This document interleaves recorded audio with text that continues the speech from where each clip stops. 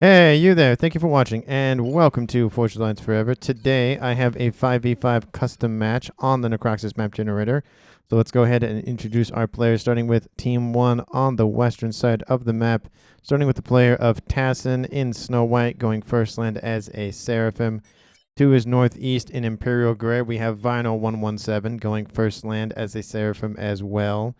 In Teal, to his northwest, we have Hank the Wank Tank going first air as a Seraphim as well. So 3 Seraphims as of right now.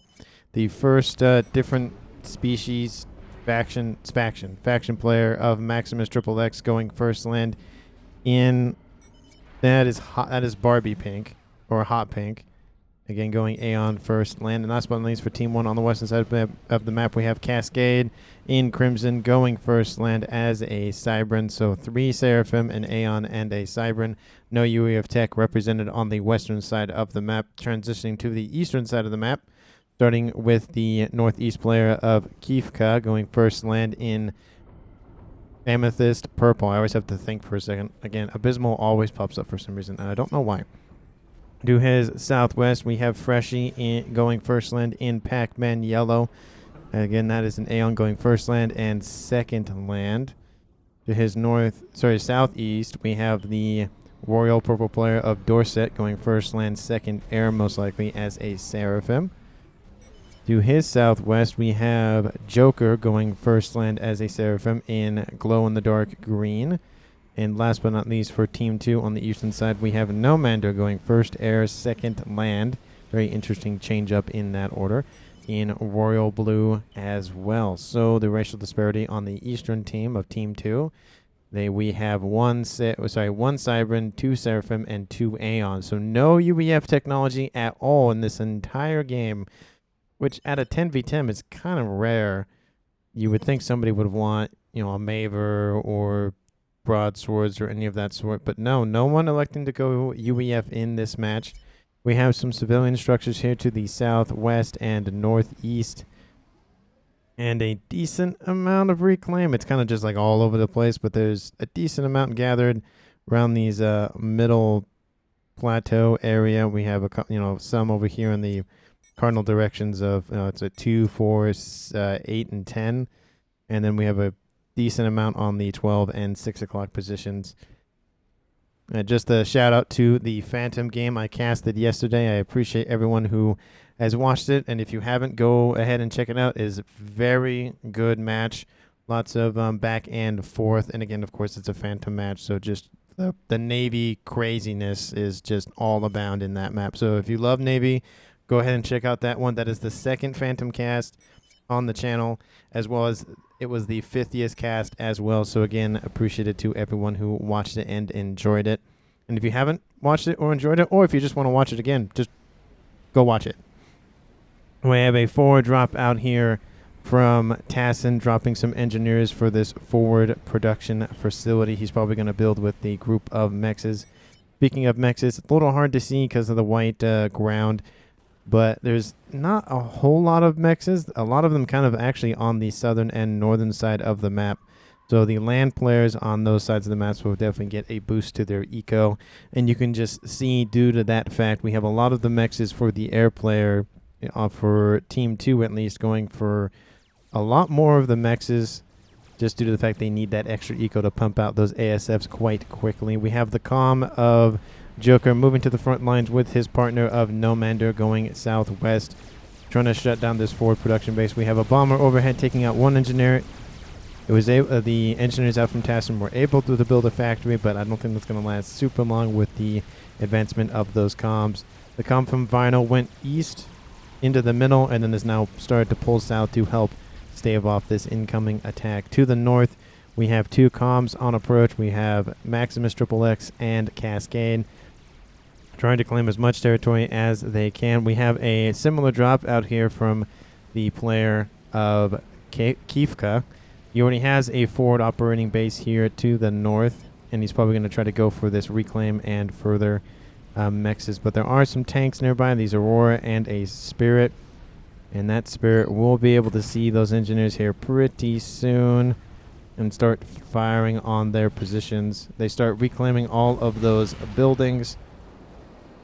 Each of them worth, I don't remember how much they're worth. Not a whole lot. I mean, 61, and this one's worth 112. So, I mean, a decent amount, but not like 1,000 or so. We have bombers being marked for Maximus Triple X. I don't know if he means he wants a bomber or there is a bomber. I don't really know what that was about.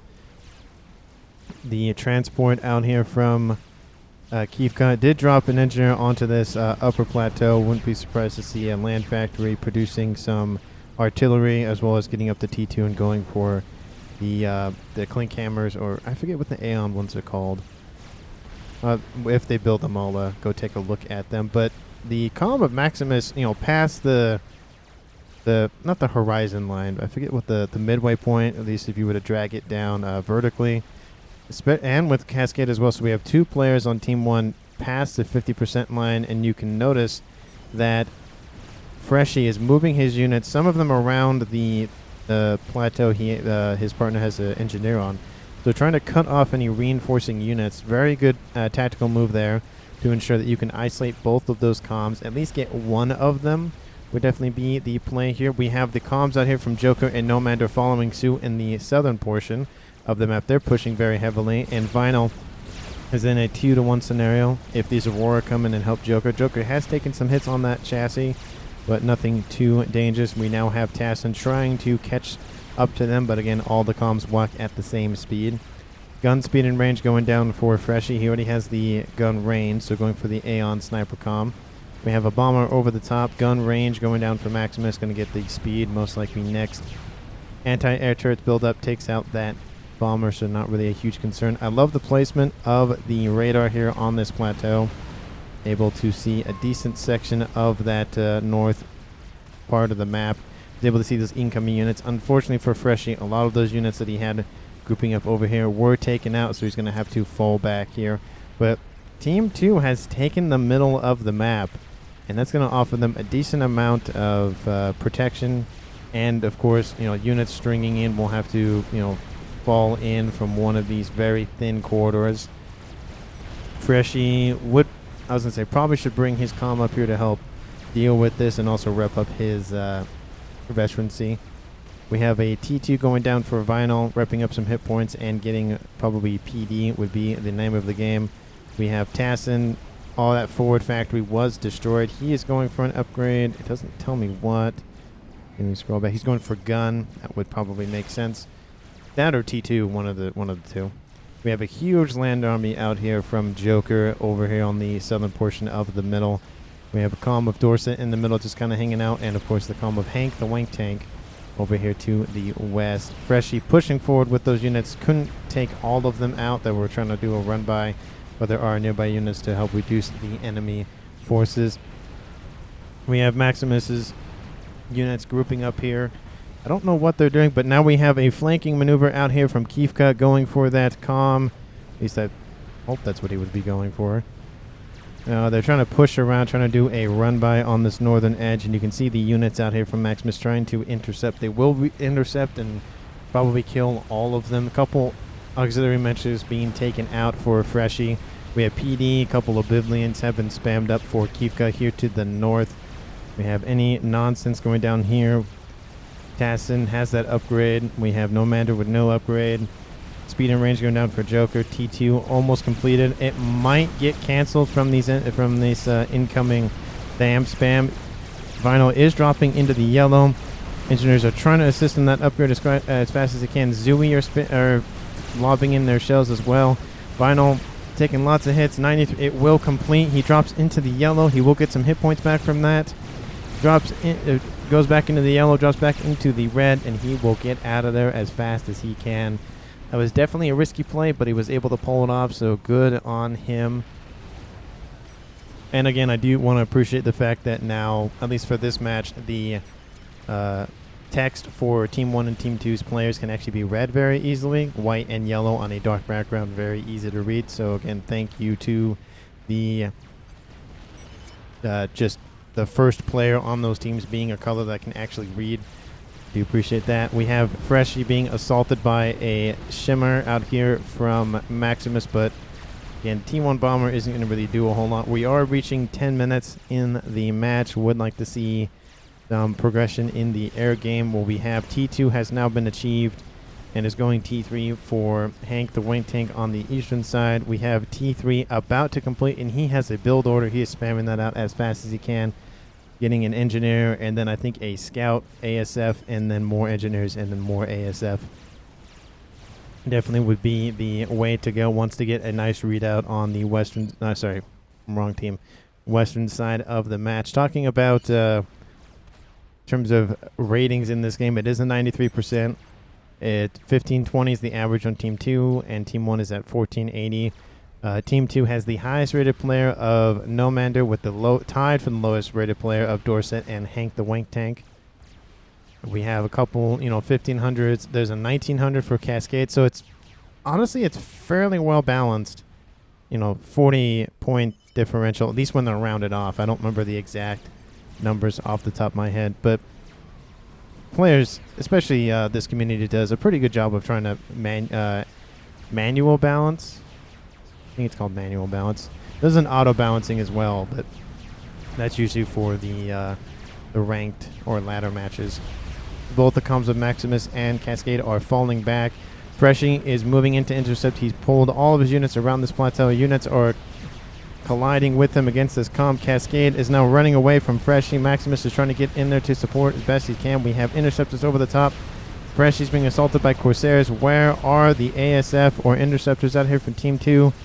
The interceptors are tasked on the Corsairs. Unfortunately, it's now a 2v1 scenario over here. Corsair firing, raining down on that comm. Freshie is dropping below 50% of his hit points. A Asylum is nearby, going to help assist in the defense of that comm. The shield goes down. Another Corsair lands its bombs. And Freshie, it was a good tactical move, but just not well executed, unfortunately. Freshie dropping into the red here soon, getting hit by these Aurora, causing him to slow down, dropping below 1,200. Boom! And that is a kill for Team 1, who was the one that actually got the kill. Maximus was the one that is credited with the kill. Freshie saying GG on that eastern side. And we even had some Obsidians on the way, unfortunately. It is a full share game, so those units transferred over to Nomander. Wouldn't be surprised to see them transferred, over to Dorset. Oh, sorry, not Dorset, Kiev in the north. So now, speaking of reclaim, Kiev is now over 100. We have Cascade at 150. And because of that, he is leading his team and leading the game in terms of overall team for Team 1 at 340, let's say, 350 versus, let's say, 320, 315. So 35 mass generation differential. But Team 2 is actually winning the total mass accrued at about, I'd say, 4 to 5k advantage. So, I mean, that's not a whole lot, honestly. That's it's not even like a differential kind of thing. When it starts to get to be like, 50,000, 100,000, a million, obviously that makes a huge difference. Forward, Utashala, the T2 point defense from the Seraphim. Direct fire weapons, very effective at taking out T1 units. We have a couple Ilshis in tow for Joker as well, but everybody is falling behind. Team 1 has now claimed the middle and excising Team 2 out of it. And now Team 1, I mean, it's almost 50%. I'd say it's like 55 counting the middle. Team 2 owning about 45%. Map control isn't the most important thing, but it does make a difference. We have a transport ferrying units off the front line. Oh, they're trying to drop units, I guess, but they were nearby interceptors. Interceptors on approach. They take out that transport and all units on board. I don't know what's going on with that. We have Nano Repair going down for Tassin. He has dropped into the yellow. Nomander's also in the yellow. He has the stealth and the gun over there at the front line. So does Team 2 even see him? They do. He doesn't have the cloaking yet, so they can still see him as of right now. But I don't think he's on radar, though.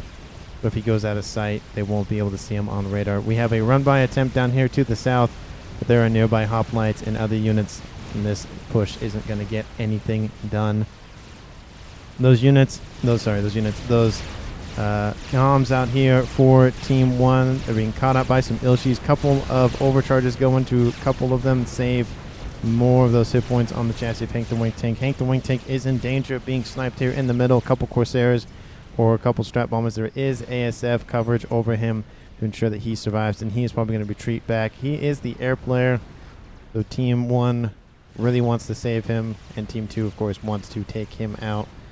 And in terms of reclaim that has been achieved, Team 2 again is leading by about 3,000, but now due to the fact that Team 1 is jumping significantly in the eco-generating game, we have a 225 to 218, so about 7-8K differential, but versus positive versus being a negative about 4.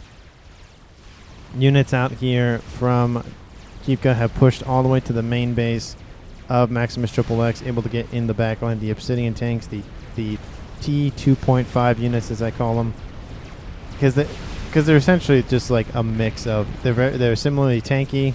They don't deal a lot of damage, but of course their tankiness is what you build them for. Of course, but Cascade is going to deal with this push quite nicely. We have base wars going down here in the top side of the map. Kivka building some PD as well as missile defense and a missile launcher as well. So he has a couple fallback positions. He has this one right here, and then I would like to see maybe another one. He does have TMD back here. He's built some harbs fairly far forward. His factory is not in his main base, so it's a little bit more risky in terms of having access to T3. But, you know, the shorter the distance, the more you can deploy and reinforce forces, so good move there. Nano repair going down for Hank the Wing Tank. Probably not the best place. Would have liked to see him probably go behind the plateau to hide from incoming bombers from the east. But that nano repair is going to finish fairly quickly, and then he's probably going to retreat back to base. A huge push out here from Vinyl's main comm, but unfortunately the mobile T2 point defense, those Ilshis, just deal massive amounts of damage. And Vinyl will probably just get walked down. We have the comm of Joker as well. I don't think Vinyl's getting out of this, unfortunately.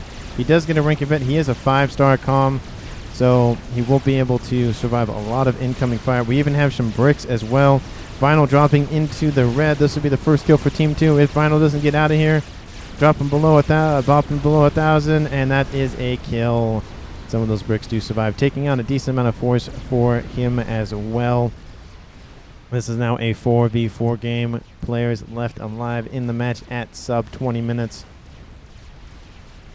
Usually one player dies before 20 minutes, but in particularly heated games, I've usually seen at least 2 players die before 25.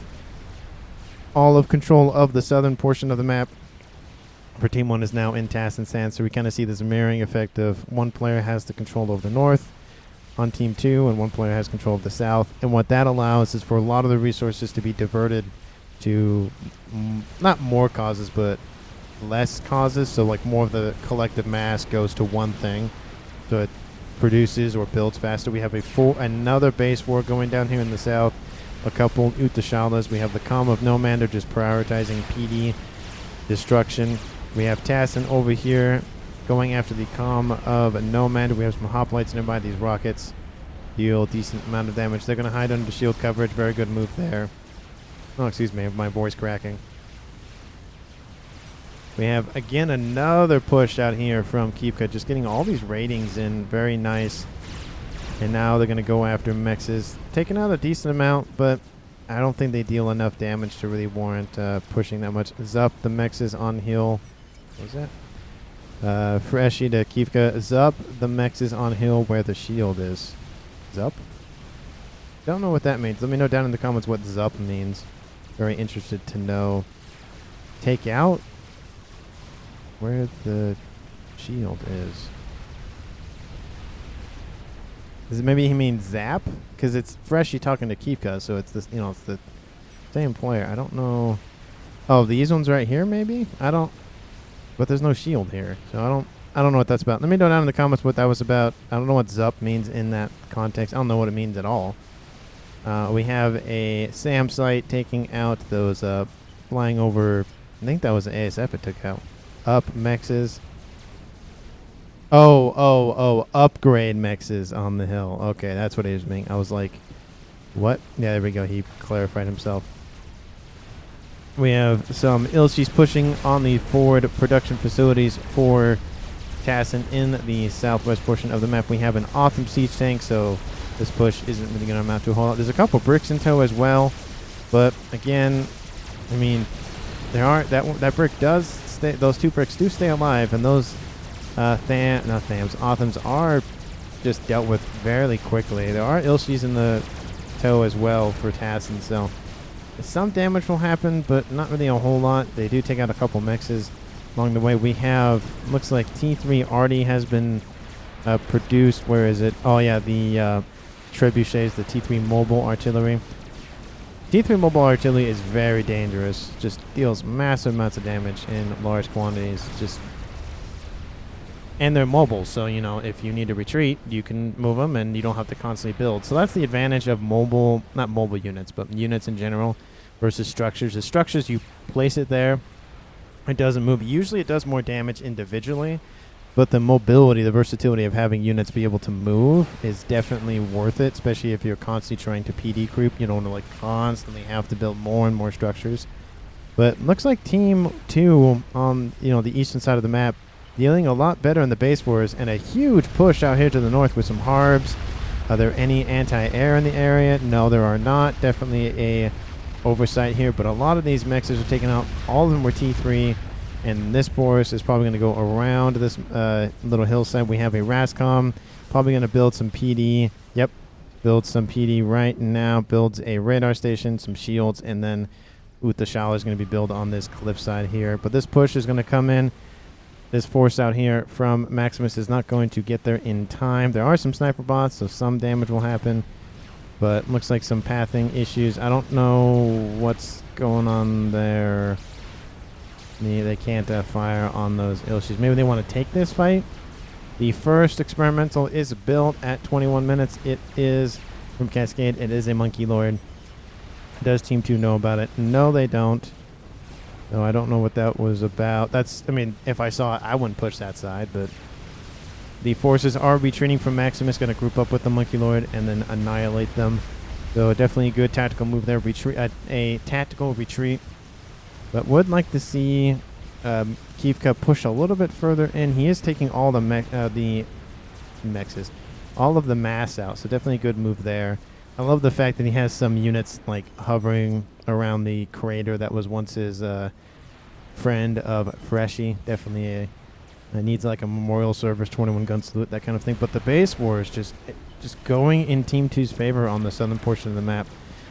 We have, you know, artillery raining down, missiles raining down, the shields. Just the engineers are trying to hold those shields as long as they can. But more and more units are repairing. Nano repair is on the way for Nomander. We have ASF coverage over here as well, just to ensure there's no bombing runs or anything of the sort. But Team 1 doesn't really have a huge game plan. We have the air player of Hank going for mass air grid. Probably see something similar on the eastern side. Yep, the air grid actually bigger than the one in the west. Dorset has taken a decent amount of fire, so maybe he was on the front lines, not ripping up pretty quickly. Maybe some bombs happened. Air staging facilities rebuilding, refueling those ASF and repairing them as well. The air staging facilities are nice and they're cheap too. And it's only when games last very long and you're not having a lot of ASF or air unit casualties that really makes a difference. But we have T1 bombers trying to take out a tactical missile defense. Not enough bombers were used in that bombing run, so it stays alive. They probably have a missile launcher somewhere, would be my case. That's why you target those. There is a transport with a sniper bot, and a decent amount of Zooey's gonna. Oh, maybe not going there. But looks like we're building artillery here on this little cliffside. I like the placement of that. There's nothing there, but trying to reinforce that position. They drop on top of these mexes, and that's going to hurt. 3 T2 mexes, fully ringed, definitely going to hurt. I don't agree with the sniper bot. The Zooey could be just in themselves. I don't know why you need to add the sniper bot in there. They do take out all of those mexes. There is a one to the east that they could target as well. Take 4 of them out. That one's on an upgrade as well. There's a Otham on the way. I just hear the missiles being launched constantly on the south. Brick wall being used to push the front lines for Team 2 in the south, going around these little civilian wall sections, pushing back the Othams to the west. T1 bombers being used to try to dissuade them. That's not really going to matter. ASF fight kind of possibly happening. We have some Corsairs for the eastern player of Nomander. That Monkey Lord has taken a significant amount of damage. Air control on the north is in hands of Team 2, and this Monkey Lord might make it to base, but it will die. That force down here from Maximus was able to take out that force from Kivka. So they're sitting on top of the reclaim right here. We have some engineers soaking that up as best they can. Scouting, says Hank the Wink Tank. Freshy says to Ala Joker, eco harder. In terms of his eco, he's at 145. Nomander actually has less eco than he does, so both those players need to eco. And we can just see the difference now. It's almost it's over 200 mass differential in generated eco for Team 1. That has amounted to over 100k mass more. So Team 1 playing the long game for eco, Team 2 going for the short game of getting for map control. And Tassin is just suffering. He's over 200, but Maximus is only at 127. He's the one that's been hit the most with constant losses in the north. On the southern portion of the map, we have ASF flying overhead for air coverage. And yeah, Team 2, it looks like Dorset has more ASFs. He has 59 versus Cascade. Oh, sorry, not Cascade. He has 19. And Hank the Wing Tank has 8. So not really priority in the air game. Would like to see some strap bombers be built up, or some gunships or something, just to start whittling down that incoming... not the incoming, but push those battle lines further and further forward. We have Tassin on the front line using his comm very aggressively, but now he's the target of a decent amount of bricks, but he does overcharge like decent-sized groups of them. Another overcharge takes out another one, and overcharge is very effective. Build up enough energy storage, and those things are very powerful. Got to watch out for that. Tassin does drop into yellow, but that brick force was able to be forced back, and that's a decent amount of reclaim for him to soak up. Not soak up. Grab. Scoop up. Scoop up. That's probably what I'm thinking. Not soak up. Not soaking up any sun or water or whatever. It's still 26 minutes. We're still at a 4v4. We're seeing some engagements here on the north. We have an experimental, the Colossus. I don't know why its beam is yellow. Oh, sorry, yellow. It's like gray, like tannish gray or something. I think that has to do with being able to see it, because it's usually like a white, and so I guess a white on white would be hard to have it see. It's inverted. It looks like, oh, it's like a lightest blue, or lightest blue, because that's a dark red, dark orange. That's the inverted color. I had a Mac in high school, and so you do the the Control Alt Command 8. You like invert the colors or whatever the shortcut was. So light blue is the opposite of kind of a darkish gray orange. So you can kind of see it for a brief second when it fires and we slow it down. Oh, I missed it there. Apologies for that. I tried to catch it on screen. But anyway, you can pause the video and you can see it a lot easier, of course. Back says Hank the Wink Tank. Yeah, that Colossus with supporting units. There are some anti-air. There's shields. There's harms. So very good complement of units here. Trying to build up their own Galactic Colossus. The Monkey Lord did make it out, but it's not really going to matter. PD being spammed up. Cascade finishes another Monkey Lord, going for a third one. But he is spamming up experimentals as fast as he can. Tassin's comm is pushing the front lines, but unfortunately there's just a decent amount of units here. It's not going to push as far back as he wants. The further he pushes forward, yep, I was going to say the bombing run is inbound. It's only Team 1. It's not a huge concern, but they're going to take out the shields. Would like to see some push here from the air unit. From the ground units. And now they have their target going for Tassin. The shields fall offline. All the bombs exit their chutes, take out a decent amount of the hit points on that comm. It's not enough, but he just dropped to about a little over 2,000 hit points. And it had those units from Nomander and Joker been there, that would have been a comm kill. The next bombing run flies over. The shield still is intact, and he's going to make it out of there, unfortunately for Team 2. ASF coverage going over the top. We have a run by, outmaneuvering, whatever, to the west, taking out a forward production. Actually, the main, a old base on Team 1 side of things. I think that was Vinyl's old base. This was Tassin's original base. So going to take all of that out, unfortunately for him. He does have a secondary land factory at headquarters, so not going to lose access to T3 as of right now. But that push with that Colossus has made it to the main base of Maximus. Maximus is going to take a huge hit in eco. We have Corsairs being spammed up. The Monkey Lord opens up. The Colossus is almost dead, actually. These Harbs could kill it. But the first and second Monkey Lord die. The third one, this one that was just built, might die. I don't think there's enough fire. Oh, it might be enough, but they're not in range anymore, unfortunately. More Harbs are on their way. This position is going to get locked down by Team 1 when they deal with the rest of those units. Are they going to be able to kill that Monkey Lord? They're targeting the Colossus that hasn't even been built yet. Definitely not the biggest play. Monkey Lord reps up in hit points. Tassin builds an experimental. It is probably a chicken. Oh, it's been handed over to Tassin from Hank the Wing Tank. And this Monkey Lord might die. He gets no, he's not going to get another rank in vet here soon. Is one more Harb in the there's 2 more Harbs in the area. Sub 3,000 hit points. Sub 2,000. That's not enough. That Monkey Lord will survive. Like, I think 2 strap bombers might be enough. There's a couple more Harbs, but it's not enough. And the hit points going to rep up quick enough, and they're going to move out of. It's going to move out of range. The laser now being built for Nomander. And what is that other upgrade on his comm? I don't remember what this one is. The circle one. No. It is the nano repair. Okay, and then you can go personal cloaking back. They'll probably do that one next. And he's going for the microwave laser. And he's not going for the other laser generator. So this one increases rate of fire. And then this one, of course, adds the microwave laser. Anyway, just looking at comms for a brief second. Trying to, again, I'm at 50 casts in now, but again, I'm still learning every day, trying to know all the ins and outs of everything. And it's been nice. It has been I've loved this game for a very long time, and casting the games has been actually quite fun, and I hope everyone's been enjoying it. I appreciate all of the comments and likes that I've been getting on the videos. And of course, if you haven't subscribed, please again do so. We are at 31 minutes, so endgame should be on everyone's mind at this point. Chicken is the name of the game for Hank the Wing Tank. We have Cascade going for a crab. We're going to start that. We have Maximus going in the air game. Already has a T3 air factory, so going to spam that up very quick. Team 2 definitely has air control.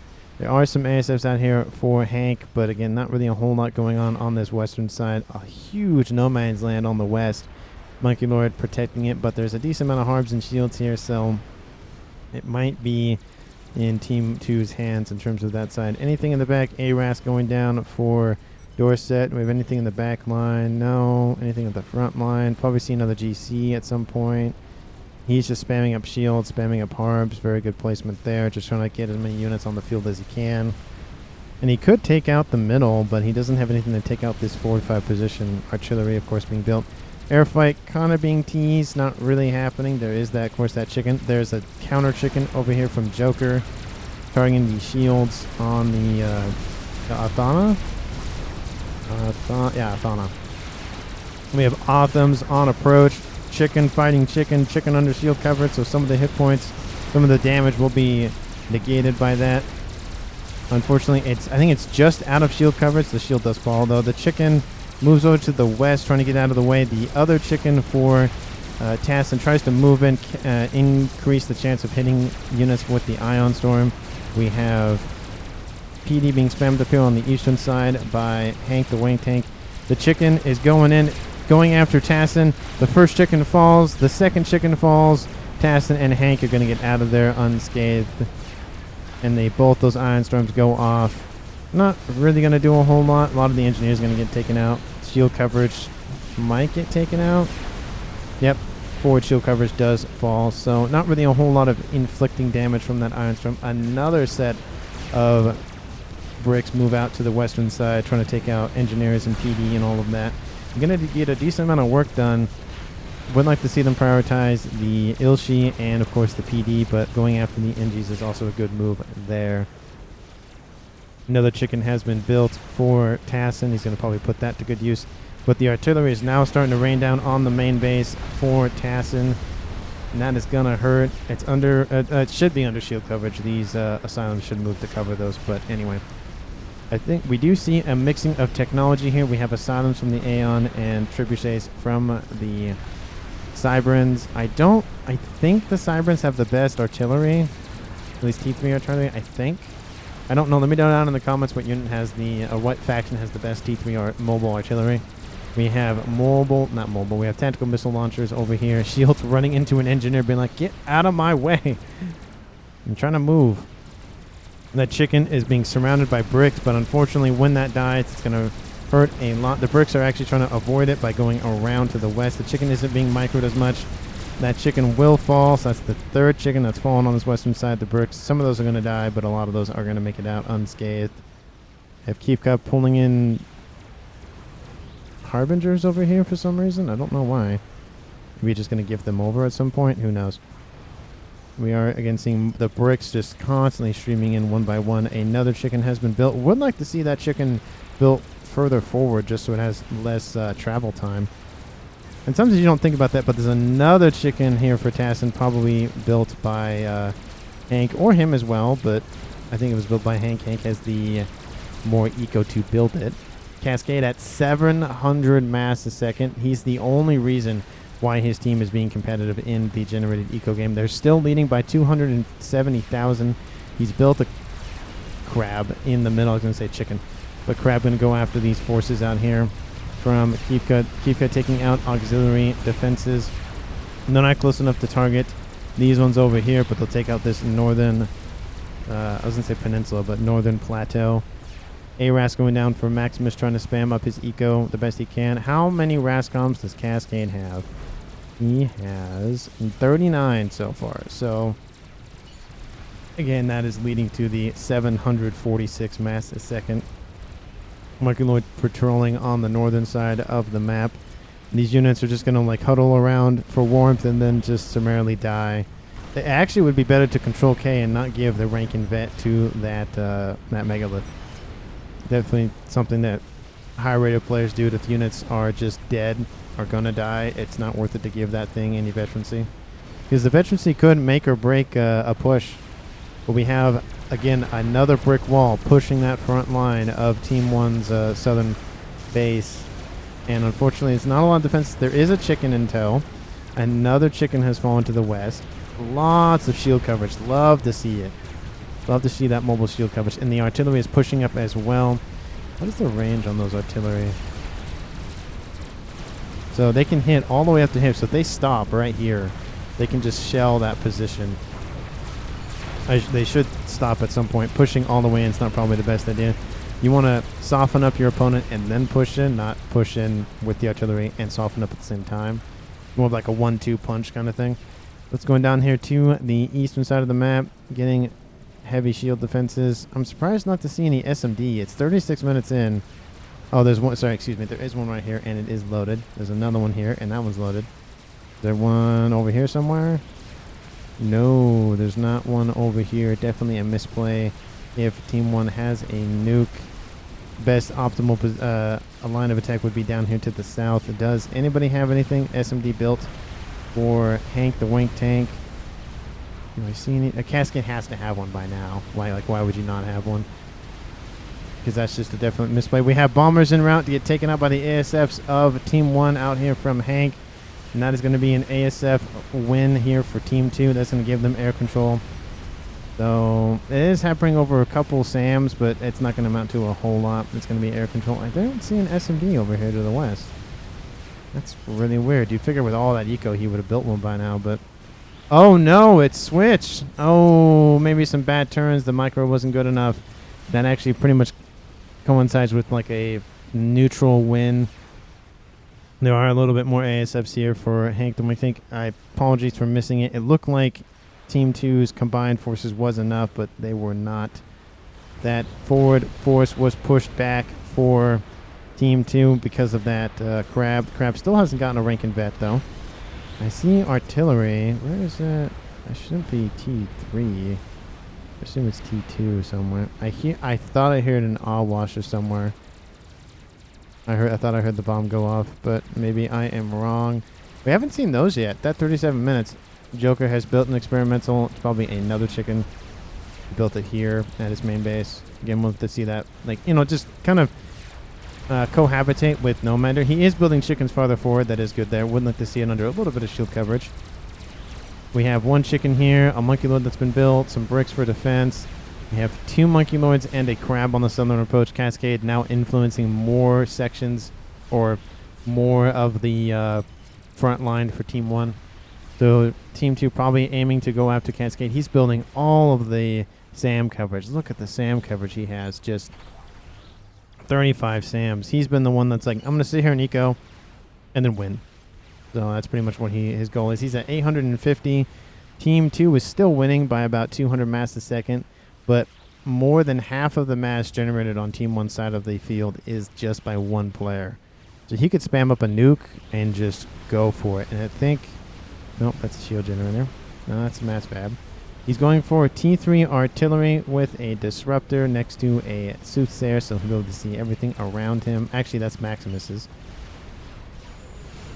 You see that being built right here. You can see everything right there. We are seeing a roaming band taking out Sam's. Very good play there. If you notice, your enemy is going for like an air play or trying to lock out air and not really anything on the ground. Go for the land forces. We are seeing an engage here to the south. A chicken and a Monkey Lord versus a chicken and a crab. That first chicken is going to die. The Monkey Lord trying to target the second chicken or the first chicken on Team 1 side of things. The Ion Storm opens up, goes after anything indiscriminately. The Monkey Lord falls. The Megalith falls back. There's another chicken and another chicken for Team 2. This might be enough to push once the Ion Storms go out. There's nothing else on the front lines. Tassin putting his comm on the front line again. He has the gun upgrade. He has the nano repair. Should have gone for advanced nano repair to make his comm super beefy. The main cannon damage increase, so the refractoring chrono amplifier and the chrono accelerator. So he's going for mass aggressive play with his comm. Cascade has pulled his crab back, though. I would like to see a better push from Team 2. Probably going to wait for that third chicken to come online.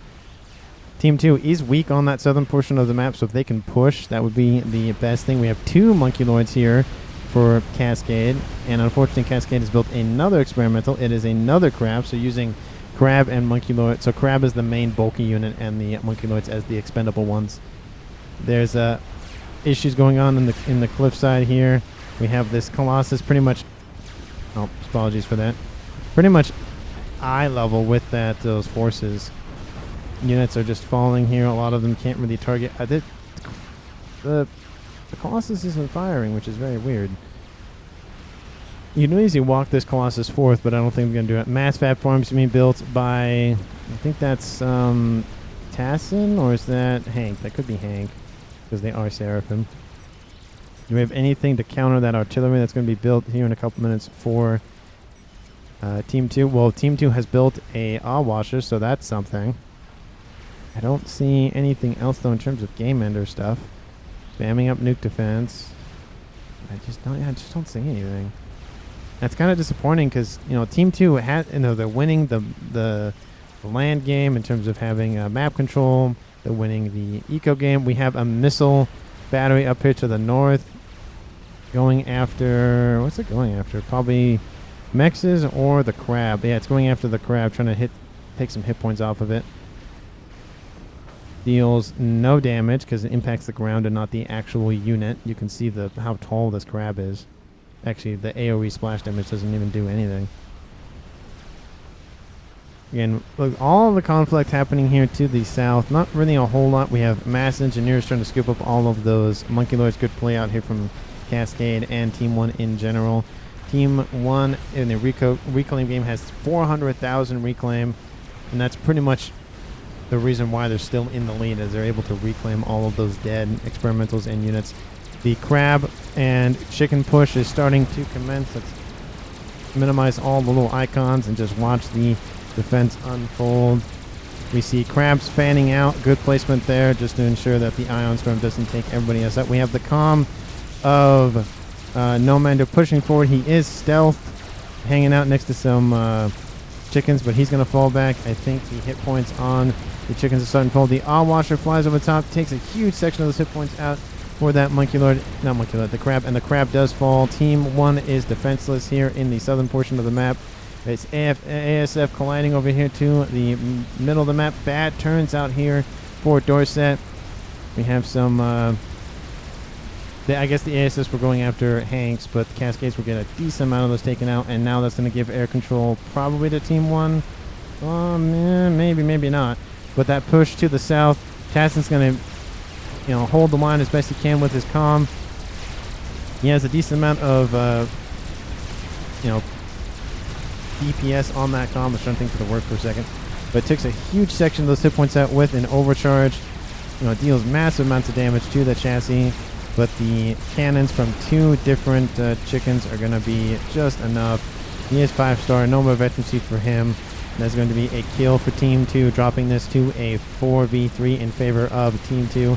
Mass Corsairs trying to spam up, trying to take out a chicken. They take out one.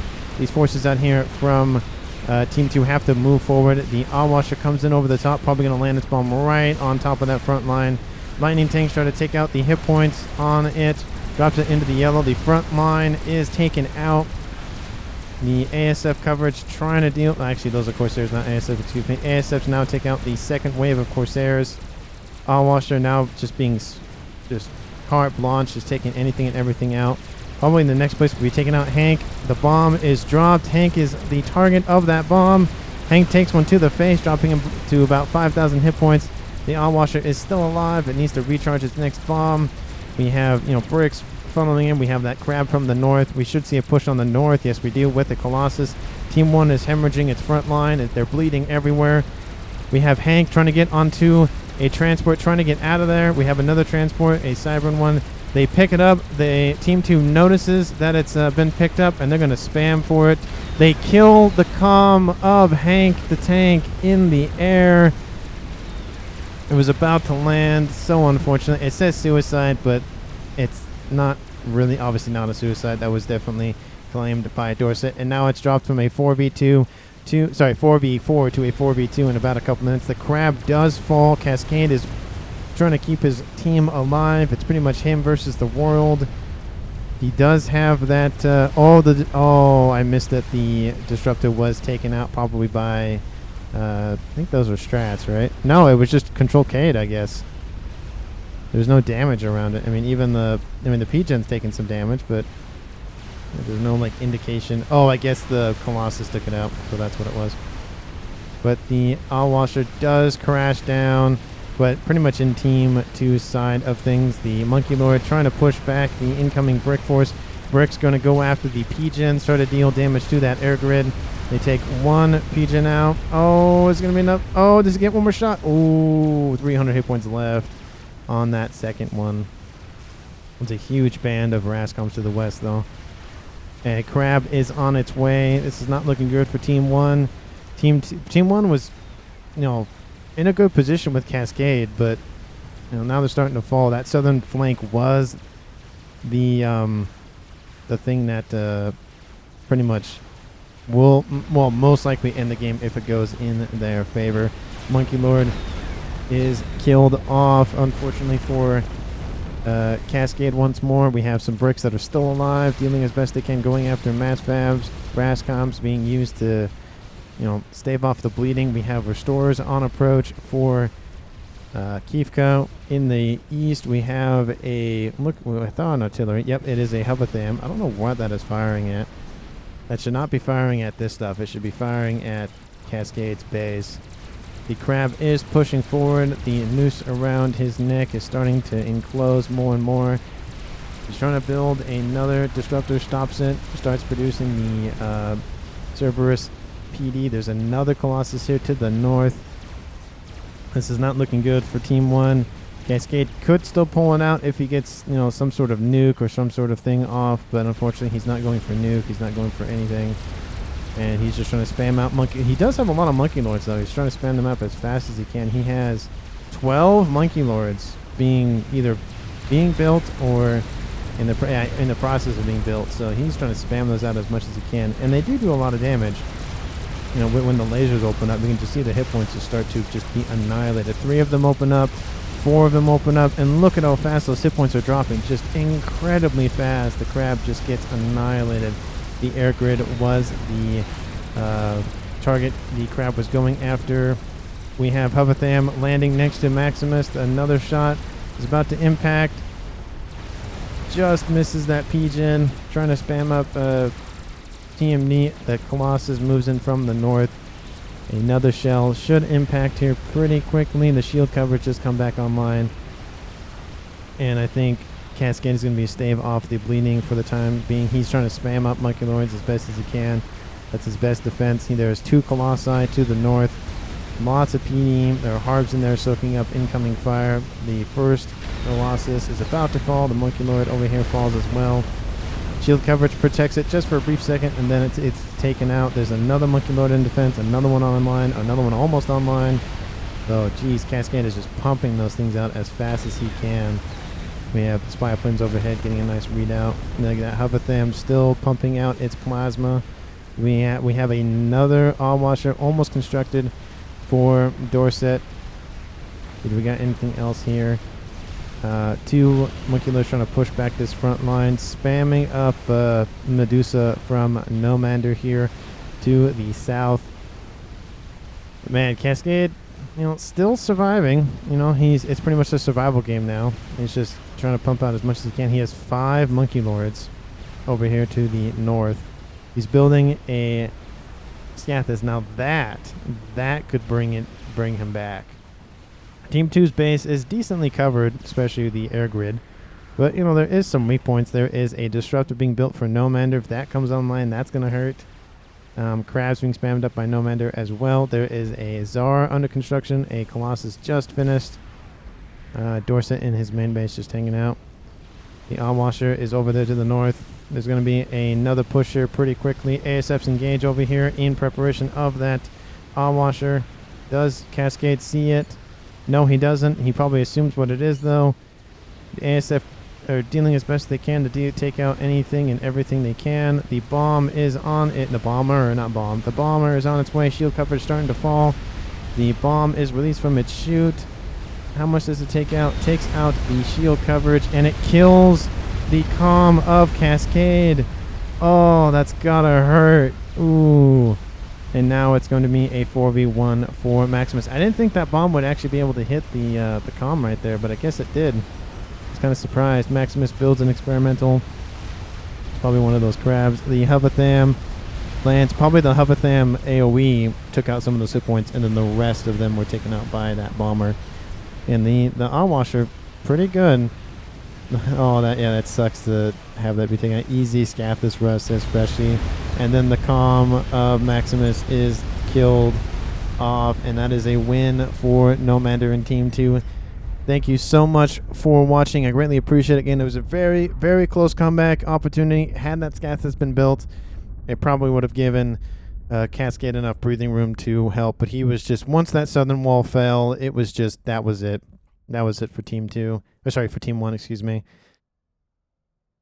But they even had a Colossus en route. They had a decent amount of Monkey Lords still left for the fences. But yeah, that was the straw that broke the camel's back, was that south wall falling. But again, thank you so much for watching. I greatly appreciate it. And again, like the video if you did. Comment down below what your favorite moment was. And of course, if you haven't subscribed, please do so. I release a video on FAF every single day, cast. I might do a what I've learned from casting so many games thing. I'm trying to figure out the content I want to put in it. But if you have any suggestions for that, please let me know down in the comments. And again, thank you so much, and I will see everyone in the next one.